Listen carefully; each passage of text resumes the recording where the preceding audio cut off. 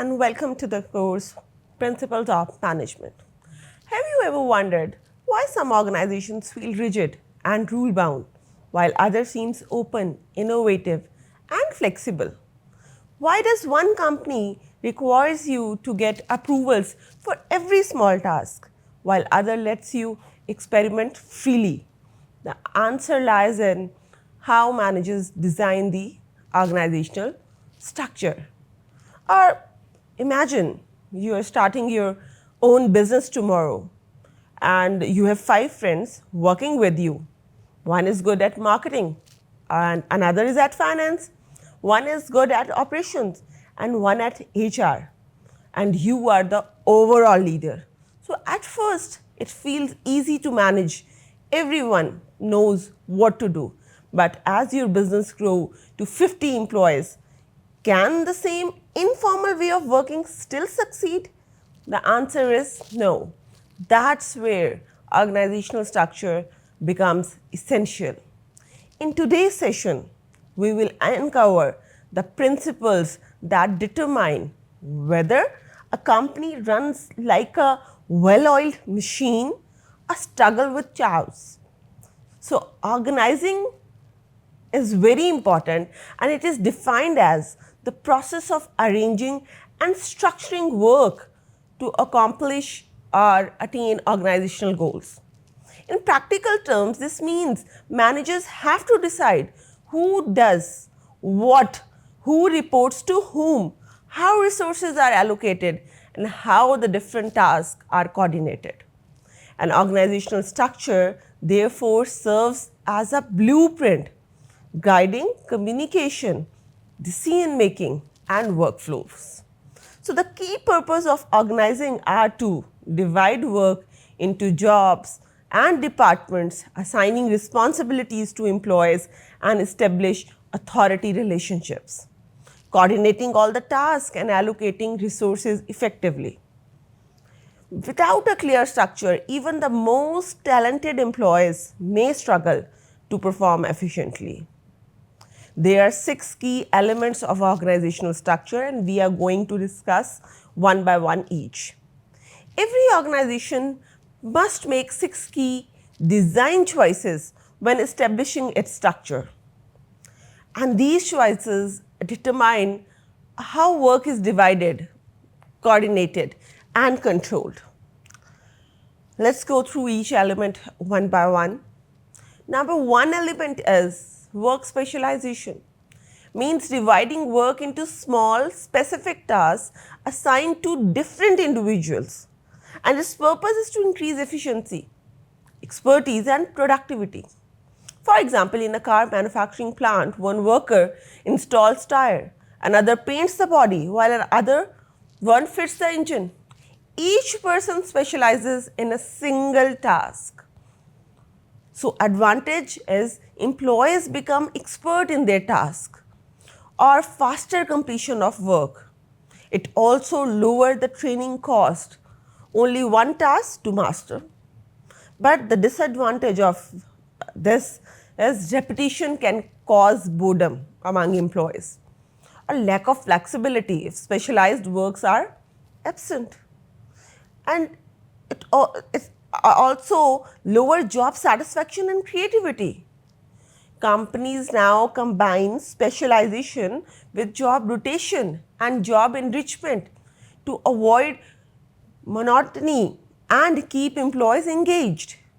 The second element of organizational design is departmentalization, means grouping jobs so work can be coordinated efficiently.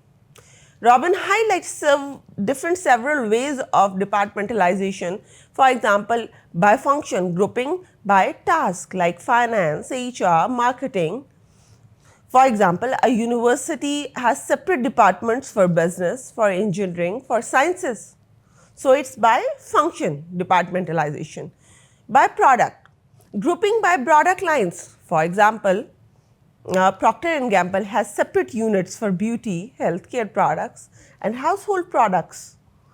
Similarly, departmentalization can be done through geography, grouping by location.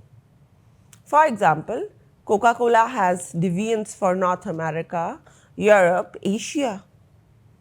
Similarly, departmentalization can be done by customers, grouping by customer needs. For example, banks may have retail banking for individuals and corporate banking for businesses. And the last type of departmentalization is process departmentalization. That means grouping by stages of production or services.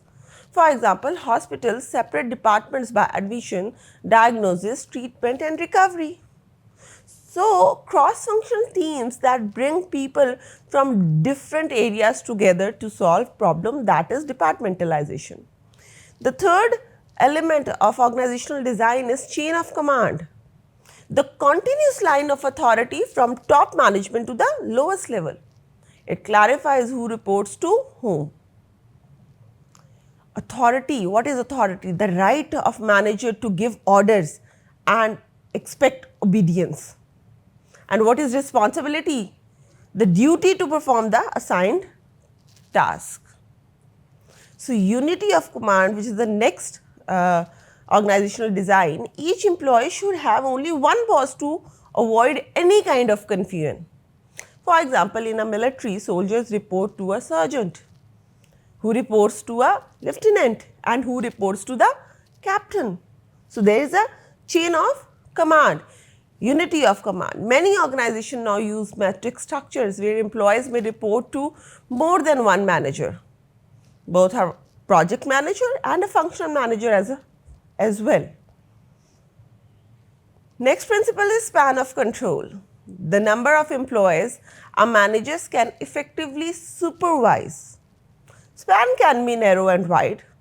What is narrow span? For example, manager supervises only a few employees.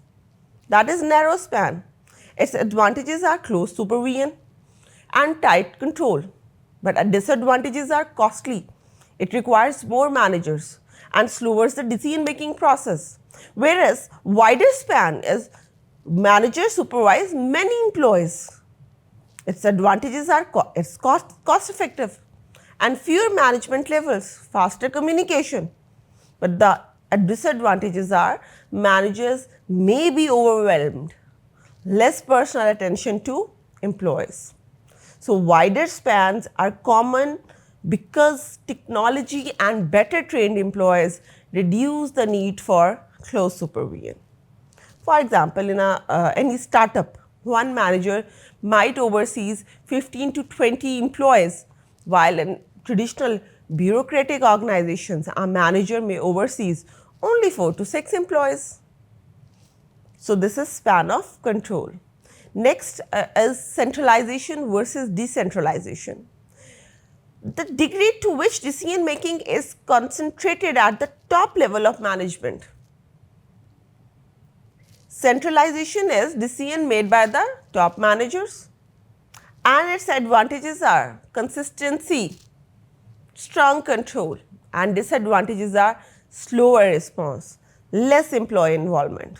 For example, military and government organizations often operate centrally, whereas in opposite decentralization is decision making delegated to lower level of management.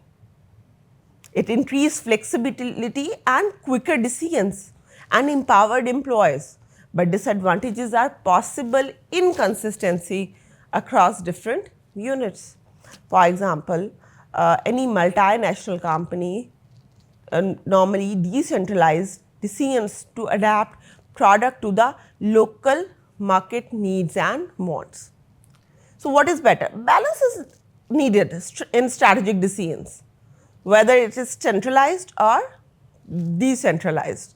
So, it depends on the situation, market structure.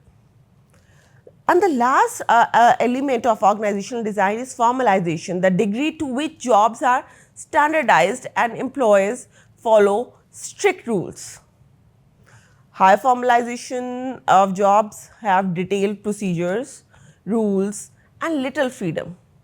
For example, McDonald's ensures that burger tastes the same worldwide by following strict procedures. That is mean high formalization. And low formalization means employees have discretion and flexibility. For example, a research lab where scientists designs experiments in their own way. So, pros and cons of high formalization means it's ensure consistency, efficiency, but may stifle creativity. Low formalization allows innovation, but may cause inconsistency as well. So, these are the 6 key elements: work specialization, departmentalization, chain of command, span of control, centralized versus decentralization, and formalization together shape how an organization functions. There is no single best structure. The right balance depends on organization size, strategy, technology, and environment. After exploring the 6 key elements of organizational design, it becomes clear that structure is not just about the charts or a job titles, it is about creating the framework through which people, processes, and strategize come together to achieve organizational goals. Work specialization ensures efficiency. Departmentalization ensures or provides logical grouping of activities. Chain of command clarifies authority and accountability, and the same time span of control influences how closely managers guide employees, while the degree of centralization or decentralization determines how responsive and empowered the organization can be. And finally, formalization shapes whether tasks are carried out with strict consistency or flexibility or through creativity. So, the critical takeaway is that no single structural arrangement works best for all organizations. Each element must be tailored to fit according to the company's size, strategy, culture, and external environment. For example, a global technology firm may require decentralization and low formalization in order to encourage or foster innovation, while a manufacturing company may depend on specialization and high formalization to ensure efficiency and consistency. So, ultimately, managers must approach organizational design as a balancing act, choosing the right mix of these elements to align with strategic objectives. A well designed structure not only enhances efficiency but also motivates employees, encourages innovation, and strengthens an organizational ability to adapt in a dynamic business environment. So, that is all about today's lecture. In the upcoming lecture, we discuss the second half of this chapter. Take care. Allah Hafiz.